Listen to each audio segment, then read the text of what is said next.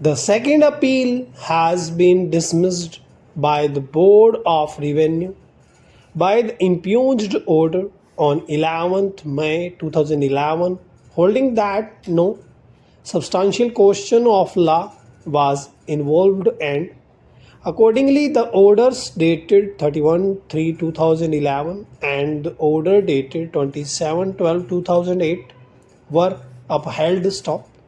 The proceedings were arose out of a suit under Section 176 of the UPZA and LR Act for partition. Stop. The dispute further indicates that it centers around the property acquired under the sale deeds where the respondents plaintiffs claimed equal shares to the extent of 1/7 share each, whereas the petitioners defendants contend that apart from the land under the sale deed dated 10/5/1988, where the shares have been indicated as 1/7 each, the share of the other parties, which was subject matter of different sale deeds brought on record through a short counter affidavit, have to be distributed by allocating 1/8 share to the contesting respondent numbers 1 to 3, whereas the petitioner numbers 4 to 6 are entitled to 1/6 share each. Stop. The trial court proceeded with the matter, and from the order sheet it appears that the plaintiff's witnesses were being cross-examined. Stop. The order sheet dated 20th September 2008 indicates adjournments of the case on the ground of further cross-examination of the plaintiff witnesses, and the date was fixed on 25/9/2008. Stop. Learned counsel for the petitioner Shri S.K. Parwar contends that the dispute which was raised with regard to the shares could have been decided and adjudicated only after the cross-examination of the plaintiff's witnesses was completed, but without proceedings with the same and only fixing dates on the application. The suit was decreed on 27/12/2008. Stop, which prejudices the claim of the petitioners. Stop.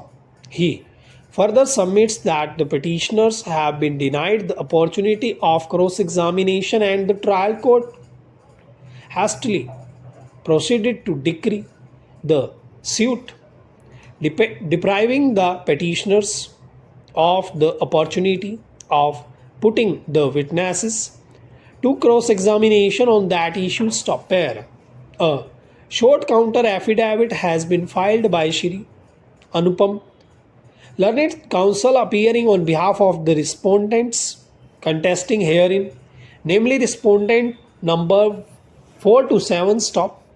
He contends that the sale deeds that are being made the basis of the claim of the petitioners defendants do not indicate any specified share, and therefore a presumption in view of the provisions of Section 92 of the Indian Evidence Act is to be made that the plaintiffs and the defendants all had equal shares in the land which are subject matter of the said sale deeds, and hence the dispute which is now sought to be raised by the petitioners is purely unfounded, and proceedings are being pursued on a very highly technical grounds. Stop.